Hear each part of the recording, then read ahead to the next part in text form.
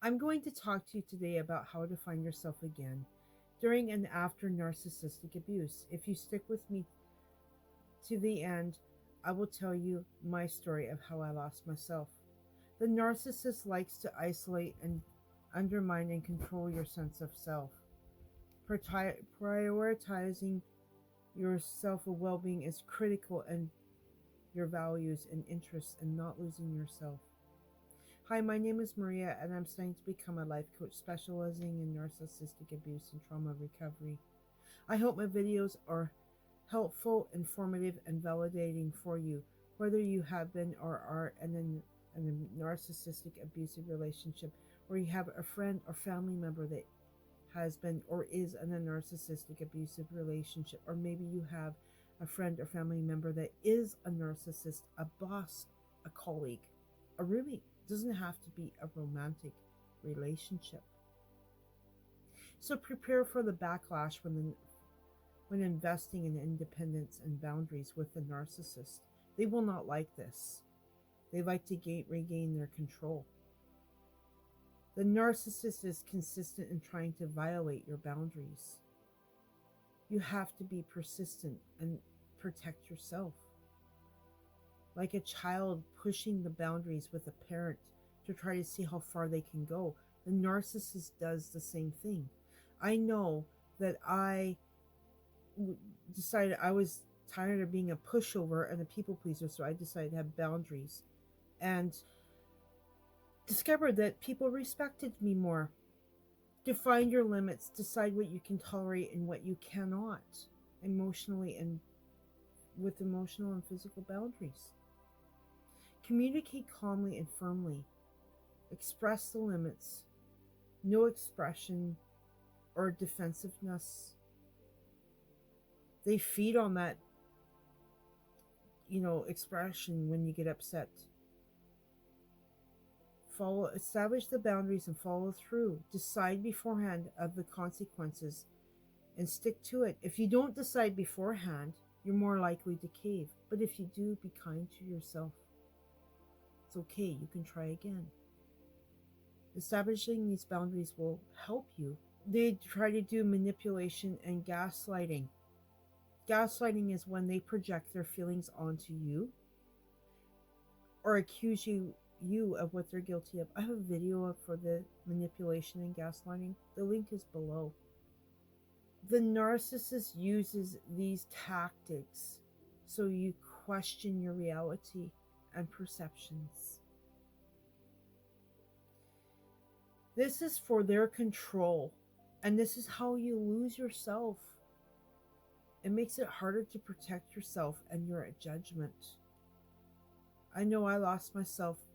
I didn't trust myself anymore. And I didn't even know when I was thirsty for water, I had lost myself so much. It's so sad. Focus on the facts and not the feelings. Avoid getting sidetracked. The narcissist feeds on that. Trust your instincts. This can be difficult when losing yourself. I didn't trust myself. Reconnect with your internal compass. This helps it so that you can keep trusting yourself. Validate your own feelings, even if they're negative, even if you have hatred and anger toward the narcissist. That is normal. It happens. Feel them out, work through them. The narcissist would like to destabilize you. Then they can gain more control. Use the gray rock method. This is being unemotional and uninteresting, like a poker face. Have a video on this. There's a link below. Reconnect and defend your interests. That is still keeping yourself. The narcissist will belittle your hobbies and passions to isolate you. There again, losing yourself. You become dependent on the narcissist when they do this. Keep engaged in your hobbies. Actively try to reconnect with what gives you joy. The hobbies provide a sense of self. Don't lose that. Talk to a trusted friend processing the negative feelings. This helps you keep yourself as well. Practice mindfulness. The mindfulness is being aware of the feelings and what feels right and what feels off, or if you're upset. If you like my video and it speaks to you, and if like, follow, subscribe, and if there's something in here that you have lost yourself, tell me about it. You've discovered yourself. Tell me what's worked, what hasn't. If you found, just tell me what's going on. I want to hear it. And tell me if you like my video, and give me ideas for other videos. Try to be in touch with that brings you happiness. Have fun with yourself. Try to live. Enjoy life. No, it's hard, especially if you're in the abuse. Connect with family and friends who support you. If you have none, when you feel ready, try to volunteer, be a part of a club, a church, be in a community that you feel safe and comfortable with. Try to surround yourself with people. I know I had a hard time with that when I left the abuse. I just couldn't handle it. When you have time, try to connect with things that you enjoy, like music, arts, crafts, gardening, exercise. Walking and exercise are so good for your recovery. I talked to someone about a month and a half to 2 months ago who came from an abusive home, and she left as soon as she could. She got with an abusive boyfriend, never even found herself. This can happen. Maybe you're in that situation, but you can discover yourself. There is hope. You're not alone in this. She didn't have herself. And finding yourself takes time. Don't compare with others in their recovery and finding themselves and how quickly or how slowly they do it. It can't be put in a time frame. It takes what it takes. It could take months to years to find yourself again. It took me 13 years. It's a long time. So what does it look like when you lose touch of yourself? You lose touch with your thoughts, your feelings, your values. It's like you don't even know where you are anymore. You don't know what your interests and thoughts are anymore. You have no opinion. I experienced that. It's kind of sad talking about this. When you lose yourself, it's like selling yourself to the devil. Or you sell yourself, your soul, to the narcissist. Don't do that. It's very damaging. If you have no judgment, don't be hard on yourself. You can regain yourself again. The narcissist won't let you have free time. And they like to isolate you from family and friends. Control. You lose yourself in that. They consume your time. They like you to wait on them. And I'm not talking about serving them. It's time. I had my birthday and my boyfriend went for the day to find me this amazing gift. Made me wait all day. And it was for him to have power and control over me.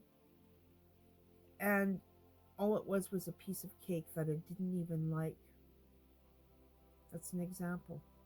So and then they like you to serve. It is in, they do that.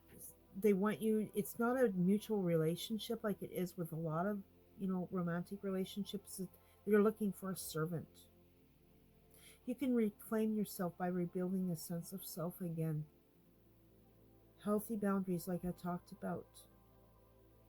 This protects yourself and your value of your own needs. Practice self-compassion. Support. Find the support from trusted friends and family or a therapist. Set achievable goals. And this is one thing I have struggled with. I'm a high achiever. I'm hard on myself. Everybody says it. I need to be achievable. The goals do not have high expectations. Challenge negative self-talk. For example, you say you're stupid and ugly. Well, say in the mirror to yourself 3 times in the morning and 3 times at night that you're smart and handsome or beautiful. This helps reset your brain. Allow yourself to feel and honor your emotions. Even if they are negative, feel them out, work through them. If you bury them, it is not helpful. It only makes it worse in the end.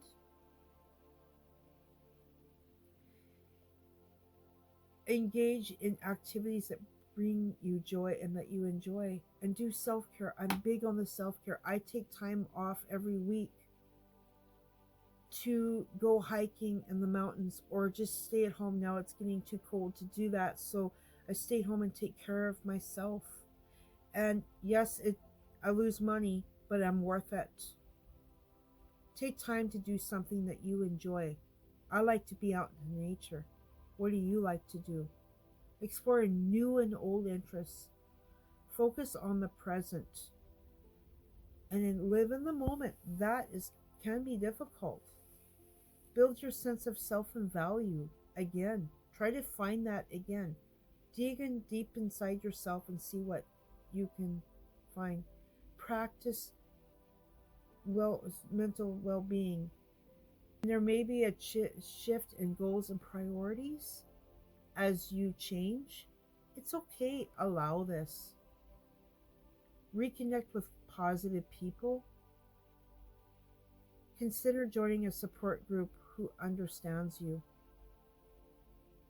So, in my story, I lost myself for 13 years. I had a very abusive boyfriend. I loved to hike. I loved being outdoors since I was like 3 or 4. And he wouldn't allow me to do it. I had to serve him. And I lost myself. And each boyfriend I had, I lost a part of me in some way. The first boyfriend didn't want to have kids. We were both young. We could have. I dreamed of being a mother as a teenager. I gave that up. Never had kids. I'm okay with it now, but it is a loss. And over time, I lost so many things, and I'm regaining myself again, getting back into hiking, and I'm doing more challenging hikes. I'm discovering something I never knew. I love gardening. I enjoy that.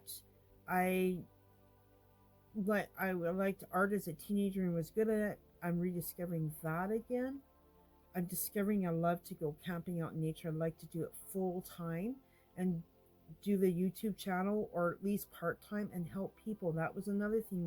One of my dreams was helping others. You can I and so I'm finding myself again. But what bothers me is when people say, "Oh, they've rediscovered themselves and their life is perfect and wonderful." Mine is not. I'm still rediscovering. My life is not perfect. I have lots. I can get really stressed out. I have lots of concerns in my life. It's not perfect, but I'm learning and growing and becoming happier and discovering myself. And I want to say that the banner and the picture of my YouTube channel is a story behind it. It's my favorite hiking trail.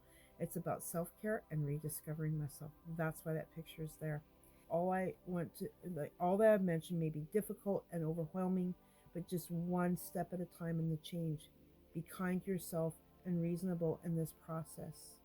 Even when you don't think it's possible, it is to rediscover yourself. It just takes time. It's a journey.